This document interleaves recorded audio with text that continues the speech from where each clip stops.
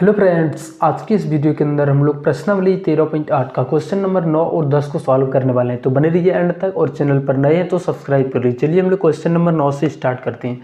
Question number 9 में बोला गया है कि लोहे के 27 ठोस गोलों को पिघलाकर जिनमें से प्रत्येक की त्रिज्या r है और पृष्ठीय क्षेत्रफल s है, एक बड़ा गोला बनाया जाता है जिसका पृष्ठीय क्षेत्रफल s डैश है।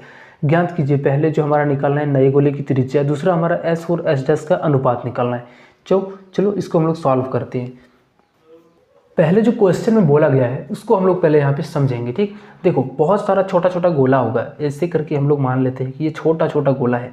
इस तरीके से यहाँ पे टोटल कितना है, 27 गोला है। ठीक, इन जो छोटे छोटे त्रिज्या है, मतलब इसका छोटा छोटा गोला है, इसको पिघला लिया जाता है और बड़ा एक बड़ा फ्रिज बना लिया जाता है। ठीक, ये हमारा बन गया बड़ा सा फ्रिज।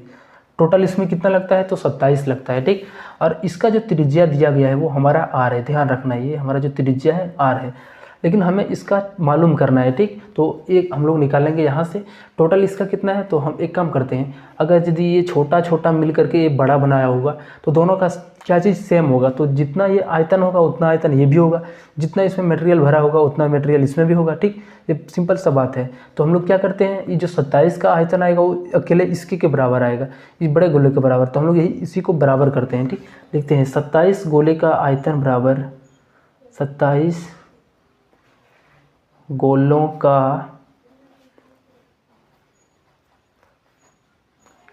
आयतन बराबर ये बड़ा गोला का आयतन। ठीक, लिखेंगे बड़ा गोला का आयतन।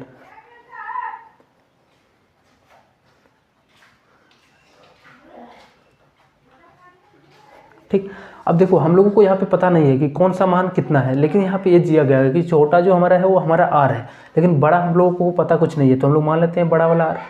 ठीक, इसको हम लोग मान लेते हैं त्रिज्या बड़ा वाला r। अब देखो यहाँ पे हम लोग क्या करते हैं, 27 गोला का आयतन हमारा बड़ा गोला का आयतन के बराबर हो जाएगा।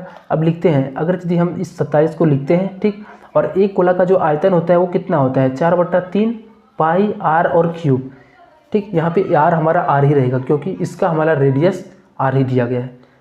और ये हमारा जो बनेगा बड़ा वाला गोला, तो उसका भी आयतन क्या आएगा, 4/3 पाई, लेकिन इसका रेडियस जो अभी है वो चेंज हो जाएगा, ये r³ हमारा बड़ा वाला r बन जाएगा। ठीक, इसमें दोनों सेम नहीं होगा, ये r³ हमारा कुछ और होगा और ये हमारा कुछ और होगा, क्योंकि इसी से मिल करके बड़ा वाला होगा तो इसका जो त्रिज्या आएगा वो बड़ा आएगा। अब देखो एक काम करते हैं, 4/3 पाई से और 4/3 पाई, ये तो हमारा कंप्लीट कट जाएगा। अब बचा हुआ क्या है, 27।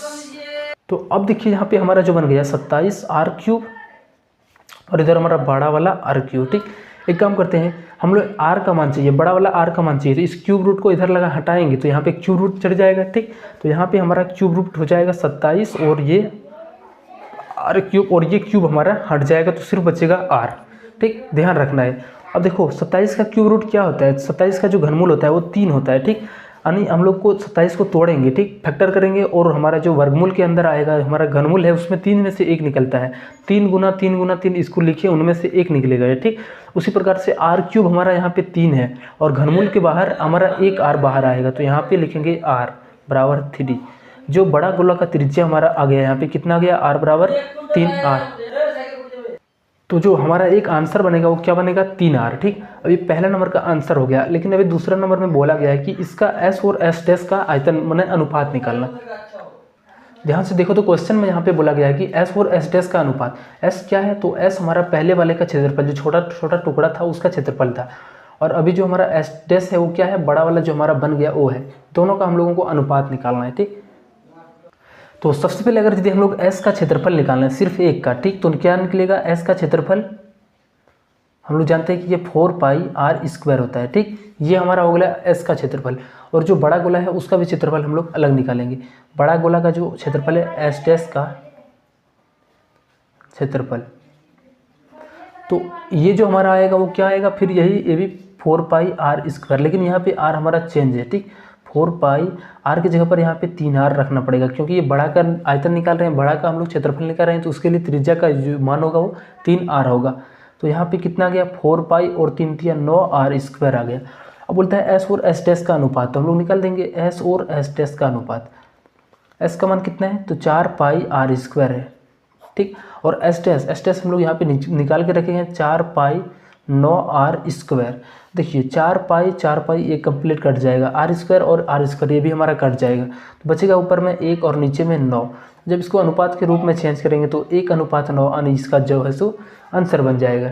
ठीक, चलो अब नेक्स्ट क्वेश्चन हम लोग यहाँ पे इसका लास्ट क्वेश्चन जो हम लोग क्वेश्चन नंबर 10 को सॉल्व करने जा रहे हैं। क्वेश्चन नंबर 10 में है कि दवाई का एक कैप्सूल 3.5 mm व्यास का एक गोला गोली है, यानी गोला गोली है। ठीक, इस कैप्सूल को भरने के लिए कितने दवाई मिलीमीटर क्यूब की आवश्यकता होगी। एक कोई दवाई का कैप्सूल है जो हमारा गोले का आकार का है। ठीक, उसमें कितना दवाई भरेगा, यानी उसका सीधा सीधे हम लोग बोलें तो आयतन निकाल देना है। ठीक, ध्यान रखना है कि यहाँ पे व्यास कितना है, 3.5 मिलीमीटर दिया गया व्यास। ठीक, तो इसी को हम लोग यहाँ पे आयतन निकाल लेंगे तो हमारा एक कंप्लीट। चलो मानते हैं कि हम लोग कोई इस तरीके से कोई हमारा क्या है, गोली का हमारा कोई भी दवाई है उसके मतलब टुकड़ा हुआ है। ठीक, कोई भी दवाई है इस तरीके से, तो इस तरीके से हमारा कोई एक गोला है। ठीक, इसका हम लोगों को आयतन निकालना है जिसका व्यास दिया गया है 3.5 mm, इसका व्यास दिया गया है। डी का जो मान है कितना है, 3.5 मिलीमीटर। अगर यदि हम लोग यहाँ से आर का मान निकालेंगे तो 3.5 और बट्टा 2 मिलीमीटर हो जाएगा, इसका आधा। ठीक, अब यहाँ पे इसी का आयतन निकालना, लिखेंगे यहाँ पे कैप्सूल में कैप्सूल का आयतन है। तो कैप्सूल का आयतन यानी हमारा गोला का आयतन, तो गोला का आयतन होता है 4/3 πr³।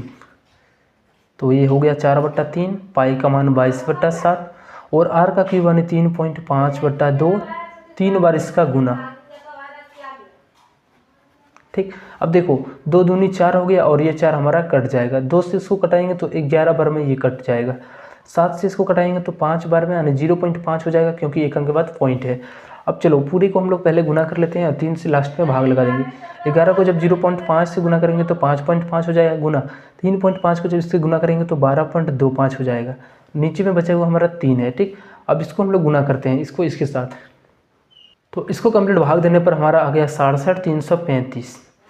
ठीक, 67,375 है 75। अब इसको 3 से भाग लगाते हैं, देखो 22 बार में कट जाएगा, 22 से 66 होगा, एक यहाँ पे शेष, फिर 3 से देंगे तो 4 बार में, फिर यहाँ पे हमारा एक शेषफल और 3 यानी 4 बार में फिर, और उसके बाद यहाँ पे देखो 5 आ गया तो 1 5 यानी 1 15, 5 बार में कंप्लीट कट जाएगा। लेकिन यहाँ पे पॉइंट भी लगाना। ठीक, कितना पॉइंट, तो 1 2 और 1 3 अंक के बाद पॉइंट लगाना है, 1 2 3 लगभग ये हमारा जो है सो 22.445 मिलीमीटर क्यूब इसका आंसर हो जाएगा। चलो मिलते हैं हम लोग अब नेक्स्ट वीडियो में। तब तक अभी तक चैनल को सब्सक्राइब नहीं किए हो तो चैनल को सब्सक्राइब कर लेना और दोस्तों को शेयर भी करना।